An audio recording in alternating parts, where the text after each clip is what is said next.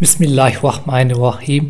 احد کی لڑائی میں جب نبی اکرم صلی اللہ علیہ وآلہ وسلم کے چہرے انوار یا سر مبارک میں خود کے دو حلقے گھس گئے تھے تو حضرت ابوبکر صدیق رضی اللہ عنہ دوڑے ہوئے آگے بڑھے اور دوسری جانب سے حضرت ابو عبیدہ رضی اللہ عنہ دوڑے اور آگے بڑھ کر خود کے حلقے دانت سے کھینچنے شروع کیے۔ ایک حلقہ نکلا جس سے ایک دانت حضرت ابو عبیدہ رضی اللہ عنہ کا ٹوٹ گیا، اس کی پرواہ نہ کی۔ دوسرا حلقہ کھینچا جس سے دوسرا دانت بھی ٹوٹا، لیکن حلقہ وہ بھی کھینچ ہی لیا۔